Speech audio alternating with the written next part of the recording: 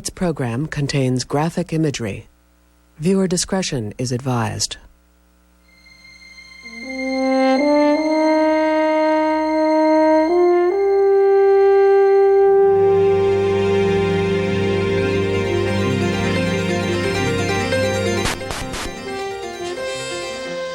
Funding for Frontline is provided by the Park Foundation, committed to raising public awareness. Frontline is made possible by contributions to your PBS station from viewers like you. Thank you.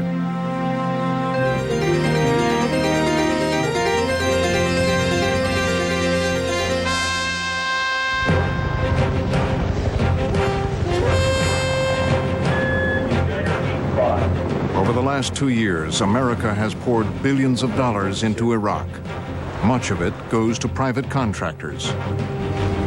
The biggest boom has happened in the security industry. Anybody who can start a company is piling into the country. There were security contractors over there that were just cowboys. Suicide bomber moved in alongside the vehicle and detonated. The demand for private security company effort was so great in Iraq that there is no competition. If you wanted a contract, you're going to get a contract. It's a lucrative but deadly business. Tonight on Frontline, correspondent Martin Smith travels to Iraq to see the private side of war.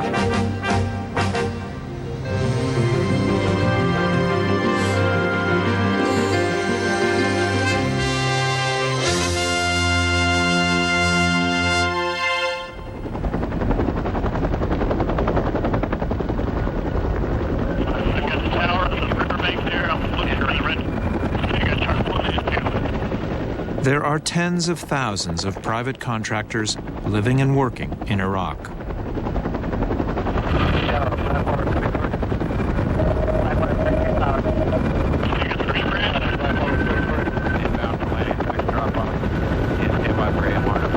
Many of their companies are headquartered here in Baghdad's Green Zone. 4-1-60, entering Tango Bravo, bound for landing pack, drop off 0. This used to be the seat of Saddam's power. 4 square miles of palaces, villas, and monuments along the Tigris River. With a convoy, we'll call when you're a little closer. You're coming in very broken and weak. EMR 041618. Today, the Green Zone is the heart of occupied Iraq.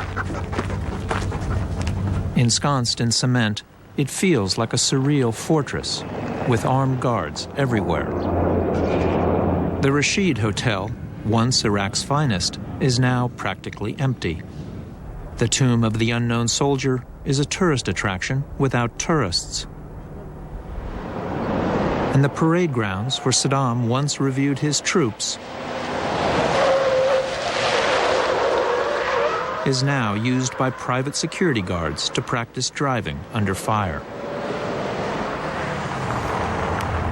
Though this is my 4th trip since the war began, this is the first time I've felt it's unsafe to travel about freely. I took a tour of the Green Zone with Lieutenant Colonel Bill Foos. It's not called the Green Zone, it's called the International Zone. People that have been here for a while, they've stopped referring to this as the Green Zone because it's not the Green Zone. Green connotates safety, security. Foos is a reservist with the Army Corps of Engineers. He is taking us to see what he calls their SUV graveyard. We can get out here. The Army Corps takes great risks in traveling about Iraq trying to rebuild the country's infrastructure. These are some of the vehicles they've lost to insurgent attacks. This was an ABID attack. That's shrapnel from the explosion. What's a little surprising is that the Army Corps doesn't rely on soldiers for protection. They've outsourced the job. The security company the Army Corps hired is not even American. The company, Armies, was founded by ex-members of British Special Forces and hires an assortment of ex-soldiers and retired policemen from South Africa, America, England, and Russia. The name Armies refers to the Greek goddesses who pursue and punish evil. M-A-R-C-E-L-A. Yeah. Last name. Before getting in the vehicles, producer Marcella Gaviria and I are given a briefing. I'm O positive. O positive. Salsa? Yeah, Martin Smith. blood type? O positive. One of the greatest dangers Westerners face in Iraq is traveling. Okay, then firstly, introduce myself. My name's Joey Jordan. I'm Team 2RC of GRD Team 3. Okay, most security contractors are in their 30s or 40s, but Joey here is a 23-year-old from England. Safety. Seatbelts, body armour and Kevlar will be worn in the vehicles at all times. GRD Team 3 is the most aggressive and well-trained team on the GRD contract, okay? The front vehicle, which is a silver Excursion over there, you may see this vehicle push other vehicles off the road, okay? If a vehicle gets in front of us, tries to slow us down, we'll give him a warning. If he doesn't adhere to that warning, we're going to hit him, get him out of the way, and then get you down to your destination as fast as possible. Stay in the vehicle until myself or Mike tell you otherwise.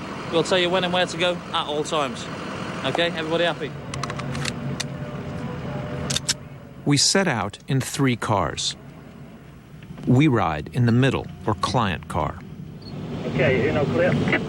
Just outside the gates of the green zone, we accelerate. Increasing speed, let's get out of here, Jim. Just on the road left, stay right, arm guards left and right immediate. Multiple static vehicles right immediate. A braking.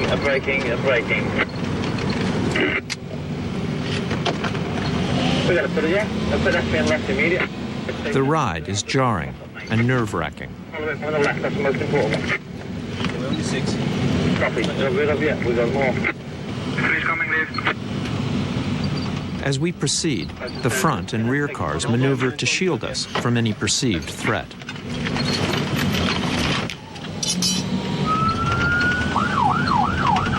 The sirens warn Iraqi drivers to steer clear. If they don't, they can be forcibly cut off. All vehicles, follow me.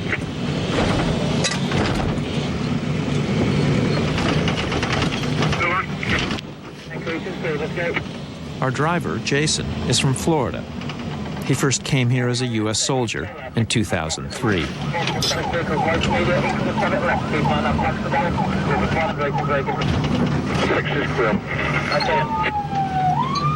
After a few impossible twists and turns, we arrive at Armies headquarters.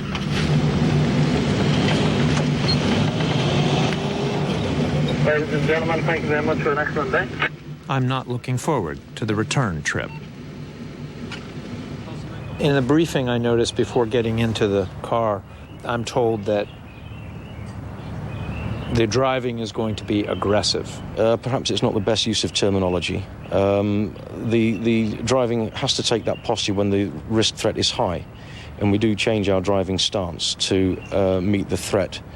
As I said to you, the risk threat is high. You said yourself that you're aware of the suicide bombings that blew up security teams just yesterday, and we're very, very cautious of civilian vehicles approaching our motorcades. Why does the U.S. Army Corps of Engineers need you? Why not just use U.S. soldiers?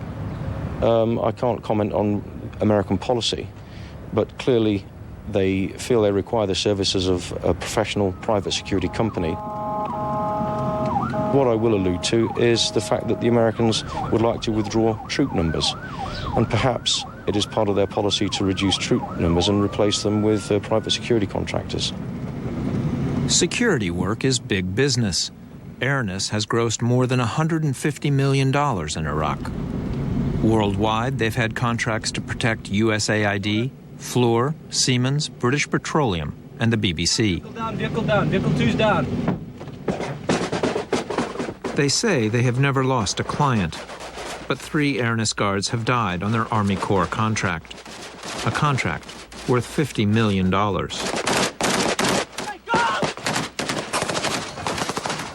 Another 16 Armies guards were killed protecting Iraq's oil infrastructure. They say they've killed around 70 insurgents.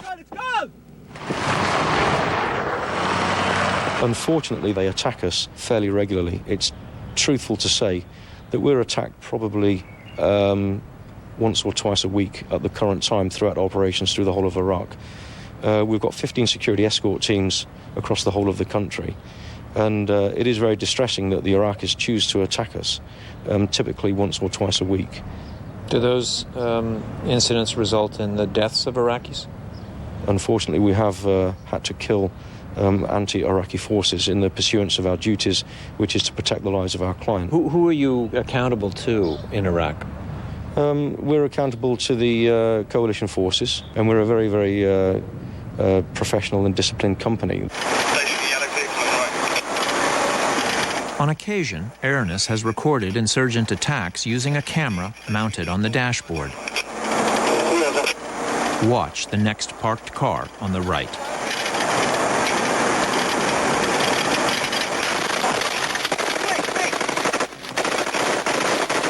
The security detail immediately opens fire. The driver has been knocked unconscious. Then, the dashboard camera is turned off.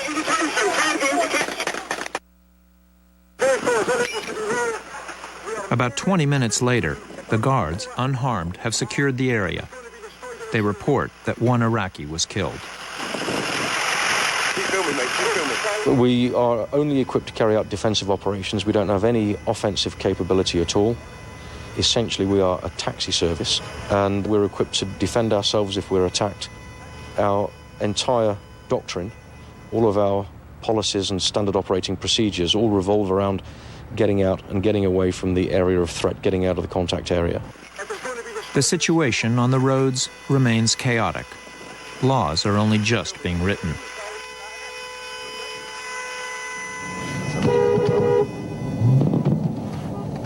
The prime motive for joining a private security company is money. Guards can typically make from $400 to $600 a day, many times what a soldier makes. This is Blackwater, a high-profile American company that guarded U.S. Ambassador Paul Bremer and still guards State Department personnel in Iraq. The company's guards are paid up to $1,000 a day. It causes some resentment among soldiers. Blackwater made headlines last year when 4 of its contractors were killed in Fallujah. Their deaths drew attention to the high-risk contracting business and the people it attracts.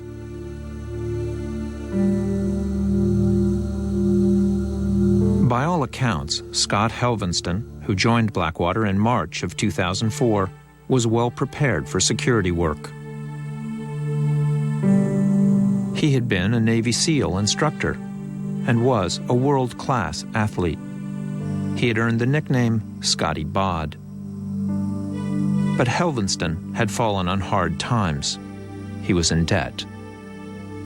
He and his wife Tricia were just eking by, selling a line of exercise videos. Scotty had mainly financial problems. His video business was failing financially. He's got 2 kids he's got to provide for.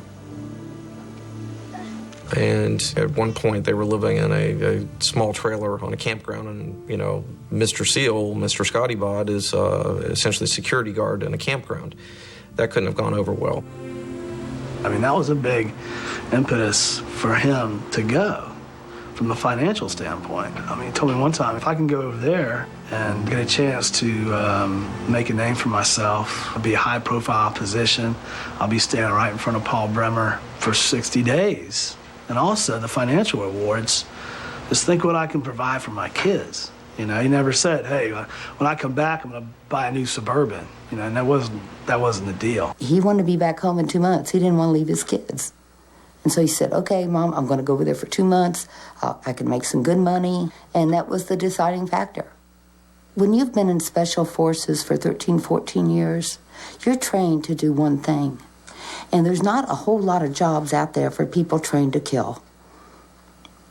There really aren't. What are you going to do?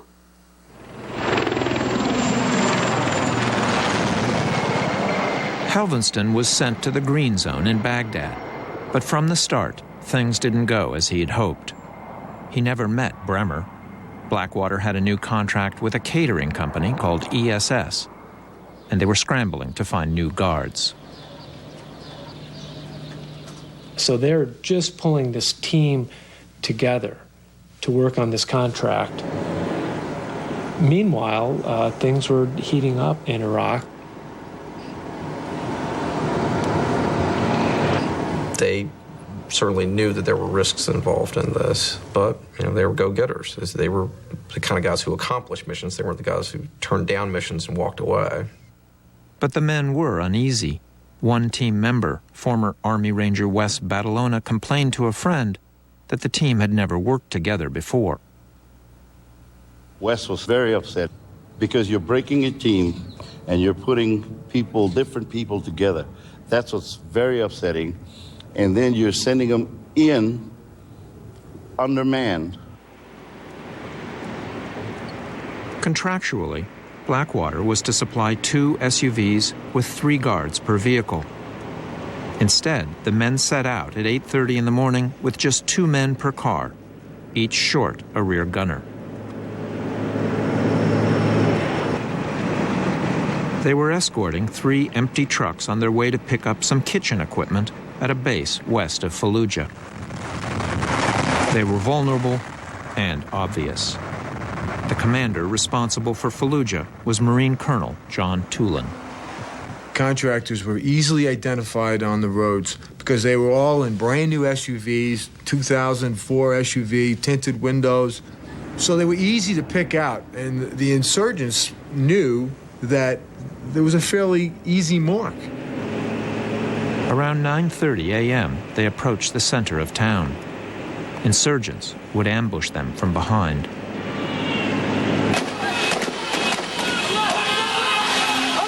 All 4 guards were shot and killed. The insurgents made their own video of the aftermath. The first thing that came up was the camera bouncing toward this SUV, and it went right into the car. There he was.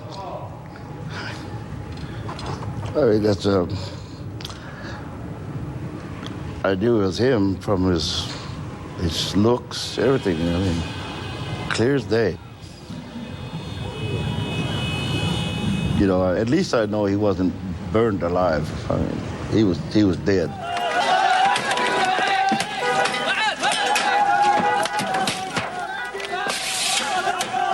By the time the press arrived, a mob had set the cars on fire.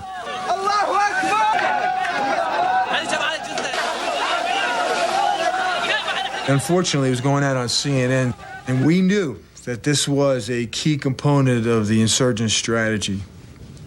Get the pictures out, make it look like they're winning. It was clear.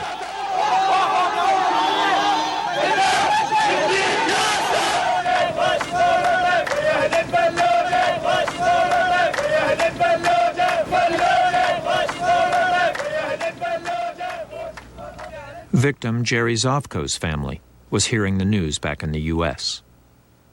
I was at my desk, and, there's the radio going on saying that there has been 4 men killed in Fallujah. They were dragged through the streets, and they were burned, and they were hung. There it was. The headlines hit too close to home.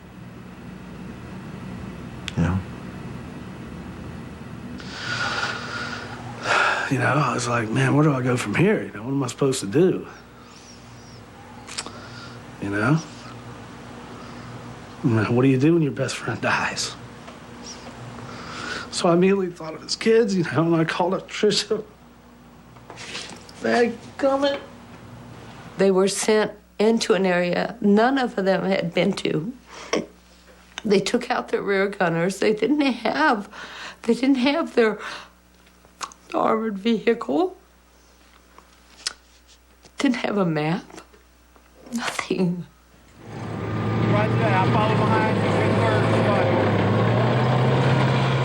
4 days later, Colonel Tulin was ordered to invade the city and find the killers.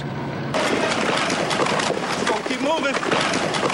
This was not his original plan for quelling hostility in Fallujah. We had developed a pretty detailed plan on how we were going to address the problem, to the point where they understood the importance of rebuilding, reconstruction, working with the people, earning trust. And by those contractors being killed, it really forced us to put that aside and to opt for the more direct approach. Wait. All right, go ahead.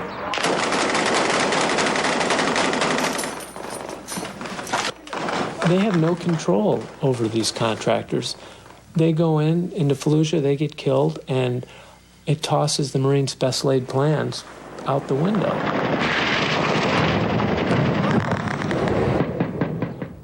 And now we were going in as their worst enemy. And it's tough to come back from that. Certainly the next time I'm sent someplace with Marines, the amount of control that I need to establish up front is going to be clear and more restrictive. The incident created animosity towards contractors that continues today.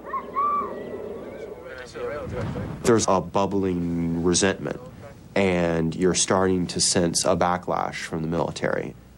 Peter Singer is author of Corporate Warriors, a study of the private security industry. What's happening now within the military is they're putting together an entire new doctrine, an entire new package of rules and regulations as to how contractors are supposed to be used.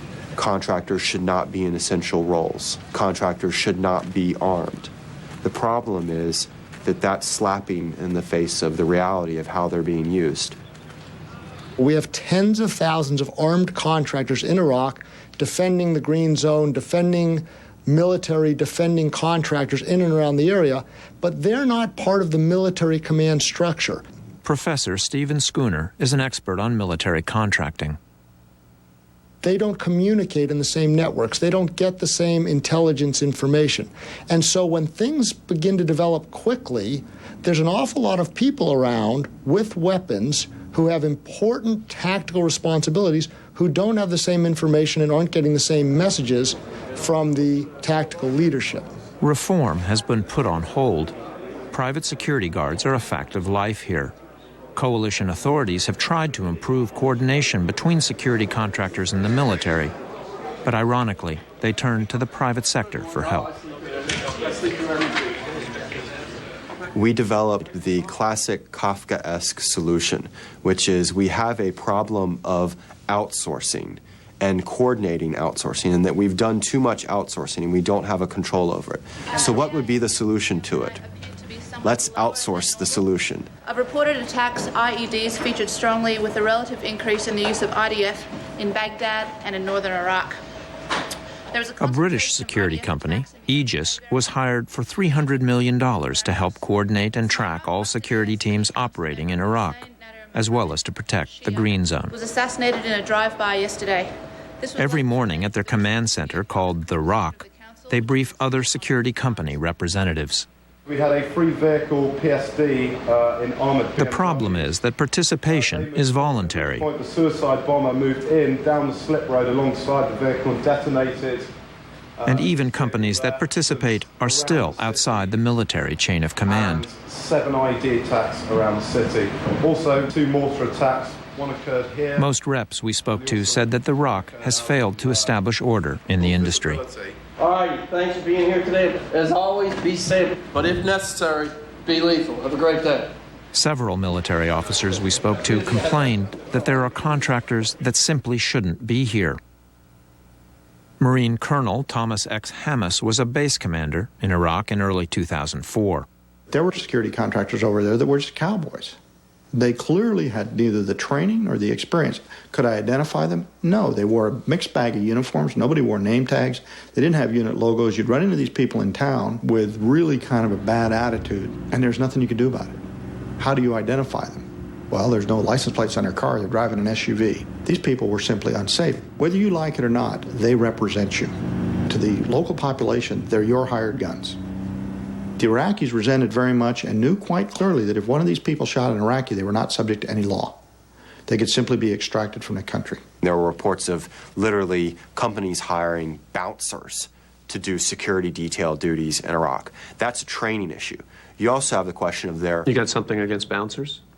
In terms of having them on the ground carrying submachine guns that they've never learned how to use, out there getting into firefights that not only impinge upon that company, but by the way, impinge upon the entire U.S. military operation. These companies have training. They have training by former special forces? Sometimes companies have let in people who have backgrounds that we would not want to be there. There's always going to be a small percentage of people who don't do a good job in any industry. In 2004, Lawrence Peter was the U.S. official in charge of regulating the security business in Iraq. Now he's left government and is an industry rep. Is there active debate within the business as to what jobs are appropriate and which jobs are not appropriate? Right now, you've got private security companies that have been asked to do certain missions, and they're going to do those to the best of their ability within the framework in which they're provided. They operate under clearly defined rules for use of force. Was there ever a time when a private security contractor was reprimanded? Well, there may have been, but that typically would be between the contracts officer who hired that private security company and the private security company. You would have been in a position to know. I'm not aware of any incidents offhand. I mean, someone could bring up something to me or something like that, but that's the issue. There's no transparency. If there have been any kinds of reprimands, we don't know about them, and we don't even know if there have been any. Is it a responsibility for every company to tell me if they're having a difficulty or not? No. Companies are very self-reliant and dependent, and they're going to do the things that they need to do. This is a business matter.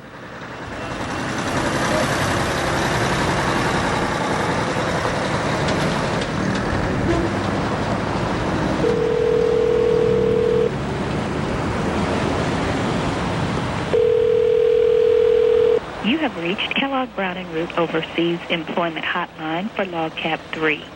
The biggest contract in Iraq is with Halliburton's subsidiary, KBR, a logistics company that provides support for U.S. troops around the world.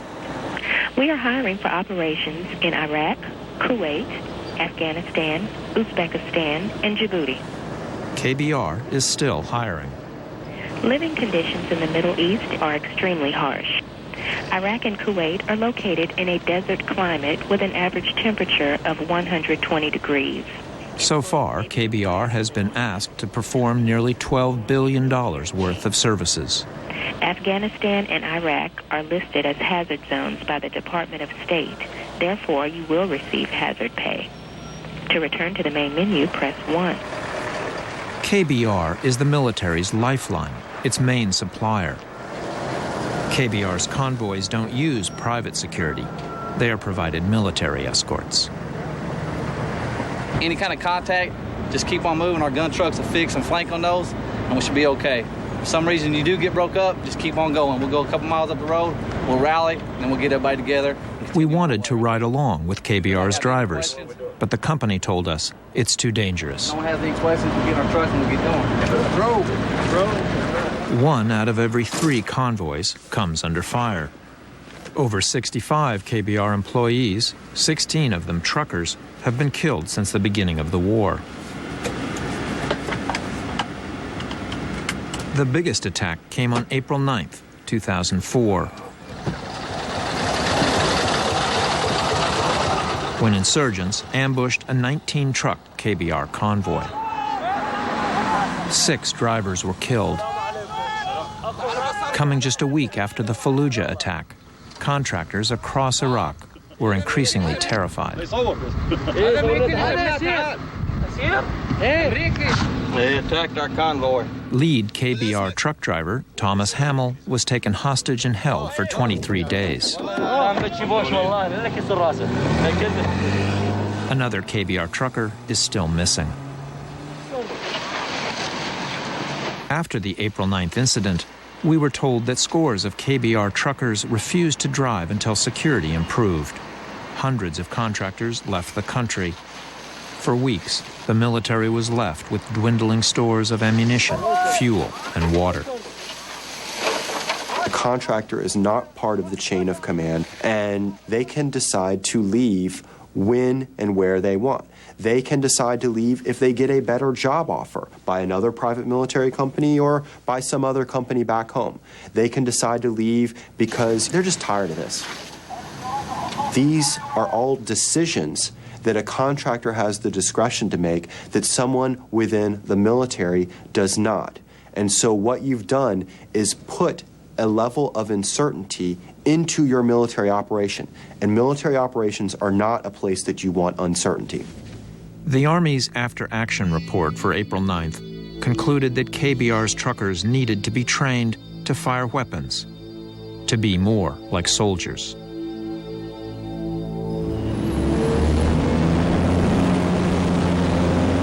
When KBR was initially tasked to assist the U.S. military, the assumption was that the war would be short-lived and that KBR would wind down its operations quickly. Instead, it grew far beyond all expectations.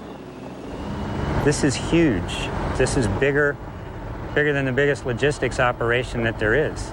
This is World War scale logistics boiled down to a very refined process. All commodities in, all commodities out, personnel in, personnel out, military equipment in, military equipment out. We provide movement control reports on the movement of everything. KBR's trucking hub is Camp Arifjan in Kuwait. It sprawls over 10 square miles. Through here, KBR has shipped and delivered 500 million gallons of fuel and 100 million pounds of mail. Of the 50,000 people KBR employs, 13,000 are Americans. The rest are lower-paid workers from the Philippines, India, Bangladesh, and Sri Lanka. They work at over 60 sites throughout Iraq and Kuwait.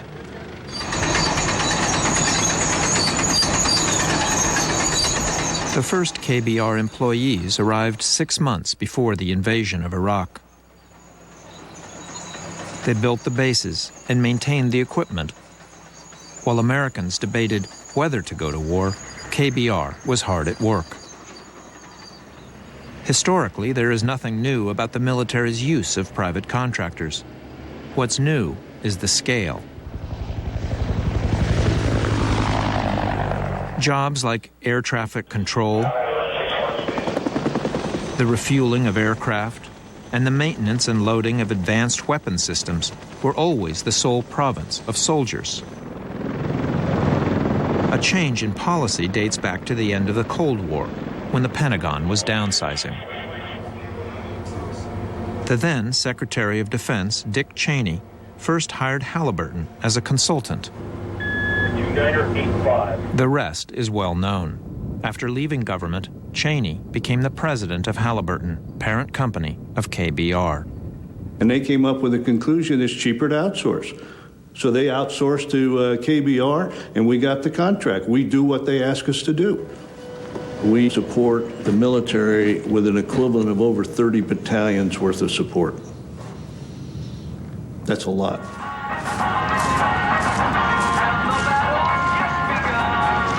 KBR runs dozens of Army bases in Iraq, and all the ones we visited had a food court like this one. Door 46, please. You can have pizza, a burger, or a hero.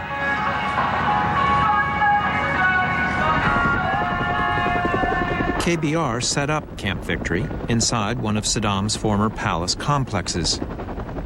It's impressive enough, but KBR was eager to show us something even bigger. We were flown 40 miles north of Baghdad to the largest military base in Iraq. Located in the Sunni Triangle, some call it Fort KBR. I've never seen anything like it.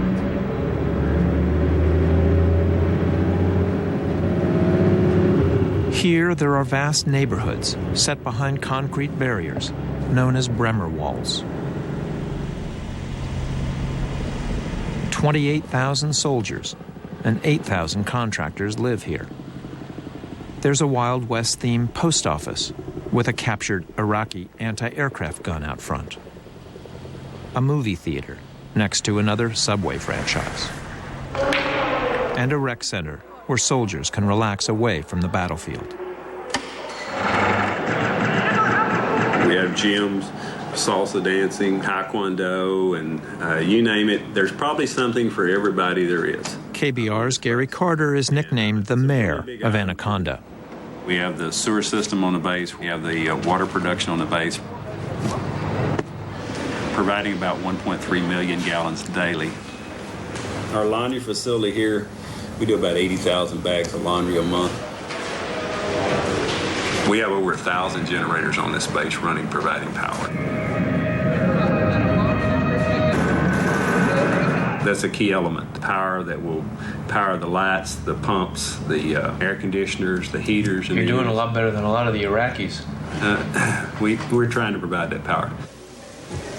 Thank you, sir. We have the food service here on the base.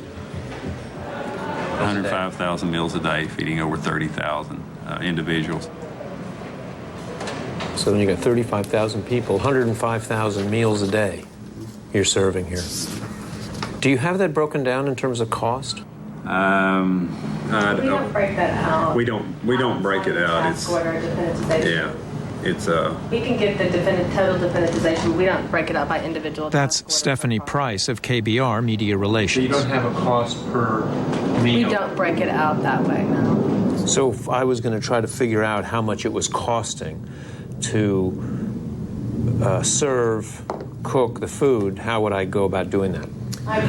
I'll redirect she can direct you to that. I mean, we're really here to show you the level of service. If you want to go back, then I'll take you back to Paul. Can you give me some idea of how much it costs to run this city in a day?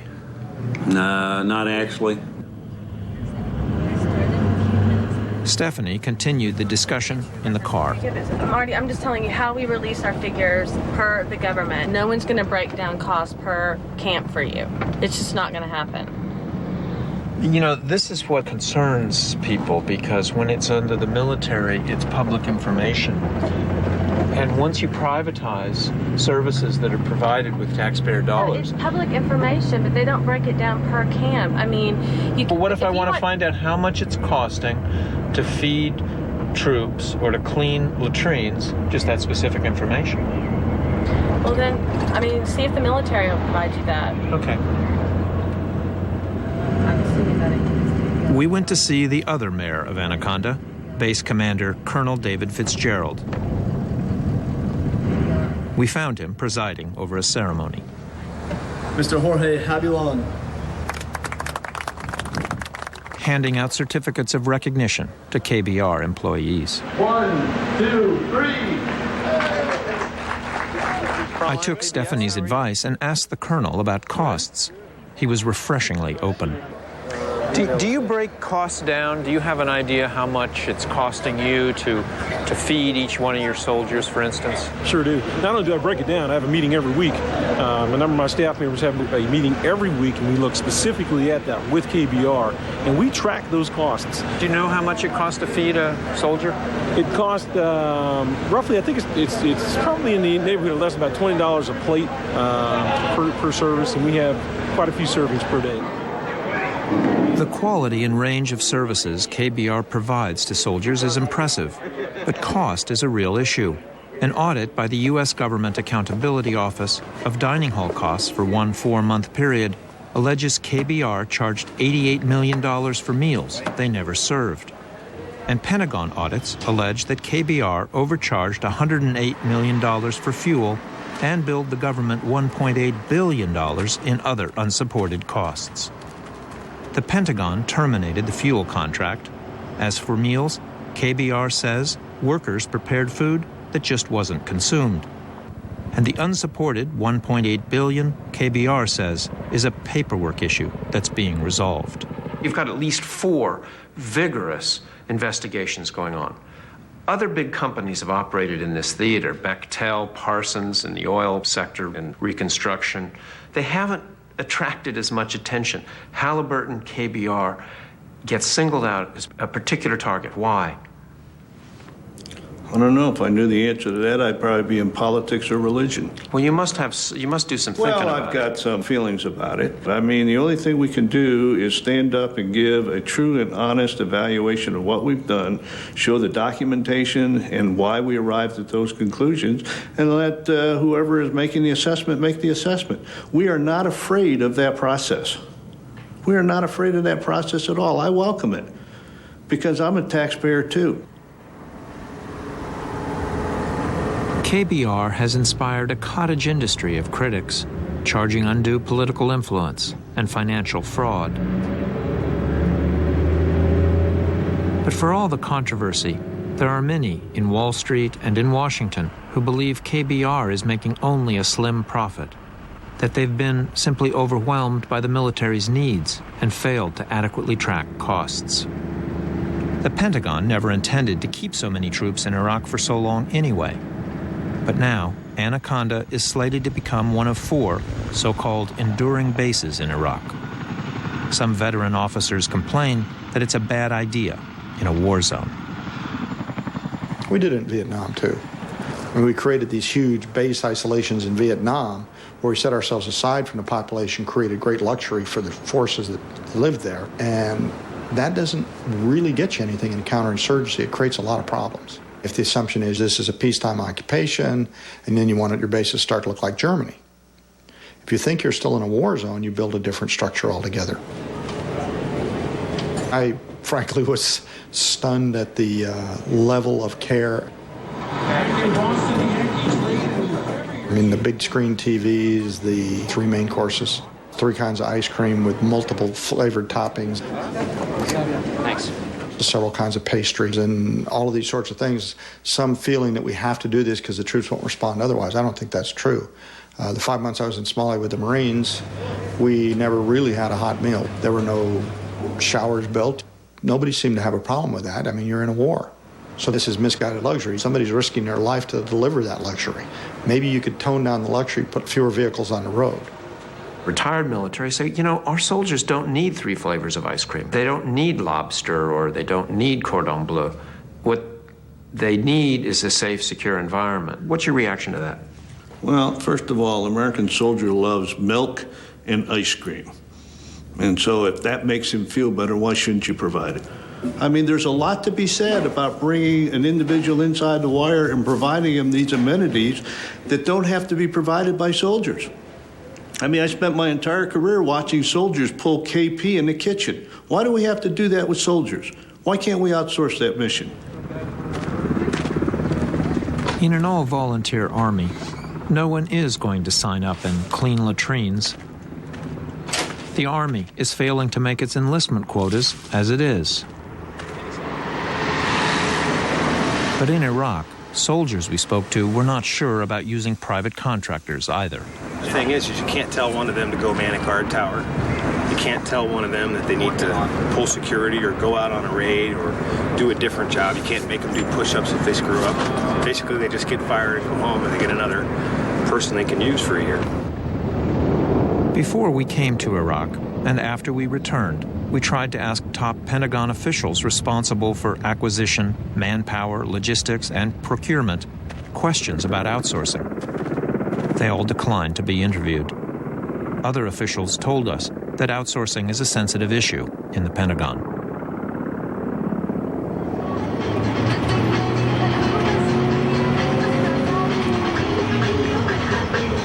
Besides 50,000 contractors working with KBR doing troop support and 20,000 private security guards, there are another 40,000 contractors working for companies like Bechtel, Parsons, and GE on reconstruction jobs at scattered sites throughout Iraq.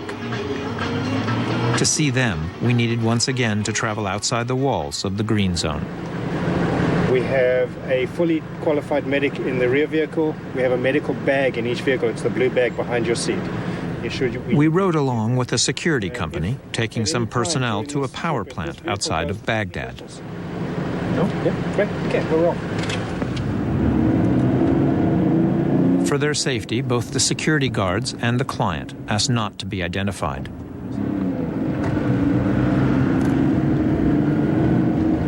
We were told the trip would take about a half an hour.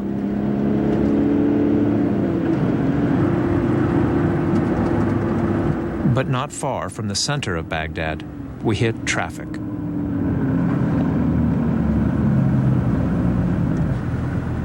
The guards get out to set up a kind of security perimeter. Okay, stay calm, guys. Then the commander notices a white sedan on the right shoulder and alerts his guards over the radio. The one parked on the right there. Little white one. 2 front, 1 rear. That guy's still giving you the eye. He thinks the car may be loaded with explosives. Yeah, don't walk up on them, because if they detonate, you're done. Sitting still, we are vulnerable. The commander decides to reroute us back through the center of Baghdad.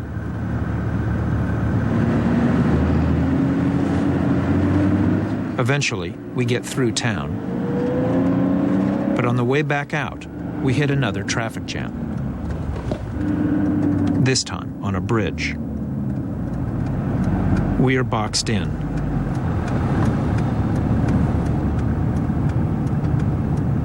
All the defensive driving in the world cannot protect you from a suicide bomber here. Gentlemen, I'm going to recommend we abort this mission and try it another day. Let these guys through and make a space so we can turn around. We never did get to see the new power plant. Sorry, gentlemen, we gave it our shot.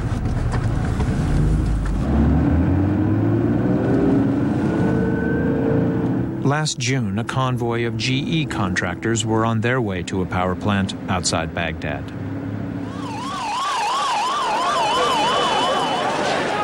Three GE employees and 2 security guards were among 13 dead and 62 wounded in a bomb attack. The total number of contractors that have died since the war began is hard to say. More than 300 contractor deaths have been reported in the press, but not all companies report casualty numbers. Families of contractors who've been killed in the line of duty have recently taken some companies to court in the U.S. The families of the 4 guards killed in Fallujah are suing Blackwater for wrongful death. But in a privatized war, it's hard to determine who can be held responsible. I blame Blackwater, its employees, but I am very upset that our government allows companies to do business the way they do in Iraq. Our government cannot subcontract out their wars and take no accountability for anything that happens, and that's basically what they're doing. A tangled chain of contracts has so far obscured any final accountability. Blackwater was contracted through a Kuwaiti company, Regency, to a Cypriot company, ESS, the food caterer. But ESS has refused to tell Frontline exactly who they were working for. We asked ESS about a clause in its contract that references KBR. Without explaining the clause, ESS said it wasn't working for KBR on March 31st. KBR also says it wasn't involved, and that under the terms of the contract with the Army, KBR and all its subcontractors must use military security. I asked KBR's Paul Surgeon if he could clear this up. Why was Blackwater involved in providing ESS trucks security? They were picking up kitchen equipment from the 82nd Airborne. I have no idea. That was a year ago. I can tell you what the situation is today, contractually. But I have no idea what the contractual situation was. Were you here a year then? ago. No. Is ESS a subcontractor today? Yes. They have some dining facilities contracts, yes. Untangling the chain is impossible without cooperation from the companies. Hello? Yes, I'm looking for Alan Morgan George. While we were in Kuwait, I tried to reach ESS. Who could I talk to there who's managing the catering contracts in Iraq right now? I had no luck. And since then, ESS has refused to discuss the language in the contract. Blackwater, which denies responsibility for the contractors' deaths, says it doesn't know who directed the March 31st mission. The man who managed the Army's logistics contracts in spring 2004 was also unable to clarify what happened. What happened in the case of the Blackwater contractors who went into Fallujah, and they were protecting trucks that were going to pick up kitchen equipment? It's in violation of the contract that you had, correct? No, I can't tell you that it was a violation of the contract. Why not?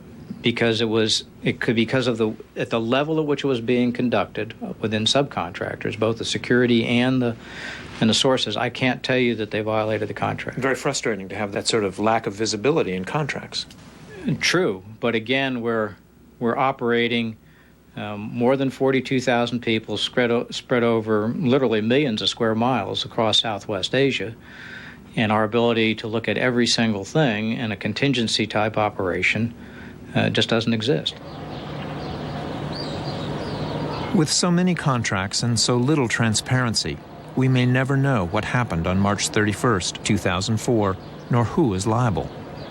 With the Fallujah contractors' case not yet scheduled, the families are forced to wait. Our trip is nearly over. We have only one decision left to make: how to get to the airport. As we are deciding, we learn that there has been an attack on the airport road, involving the team we rode with 2 days earlier. This man, who had protected us, was killed.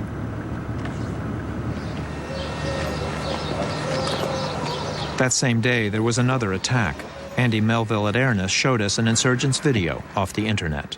This clip is particularly distressing, and it shows the execution of a private security operator. So if it's to start this disc up right there, it is a...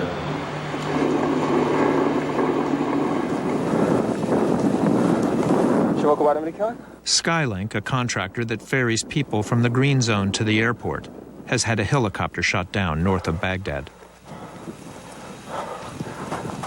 10 men are killed in the crash, including 6 Blackwater security guards. Stand up. Stand up. The Skylink pilot, a Bulgarian contractor, is the lone survivor of the crash. Go, go. Go. He is also the last victim. Allahu Akbar. Allahu Akbar.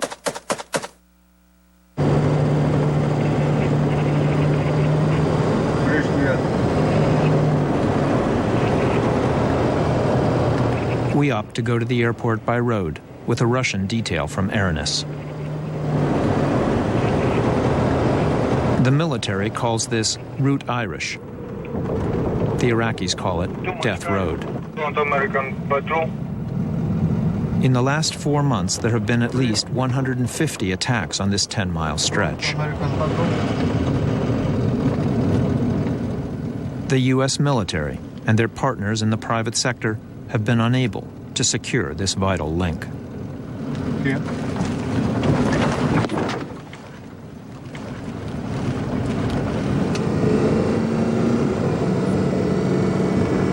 American right.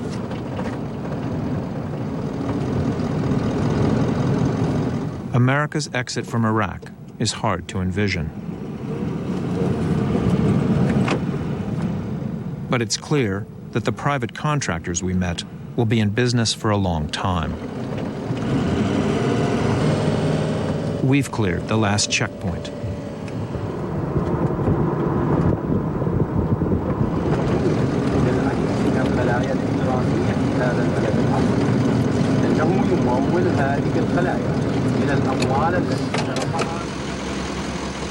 An airport has never looked so good.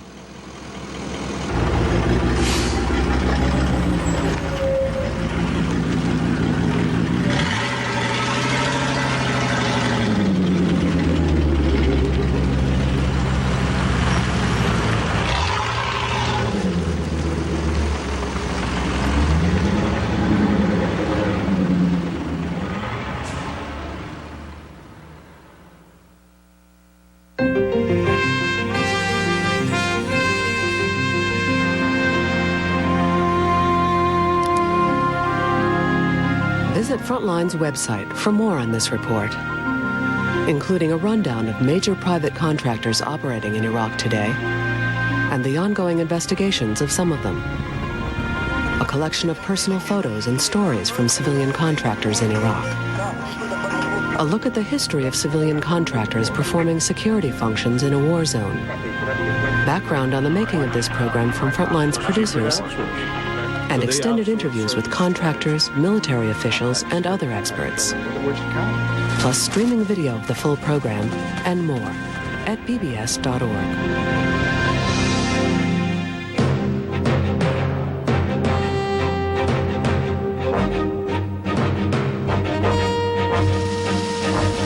To order Frontline's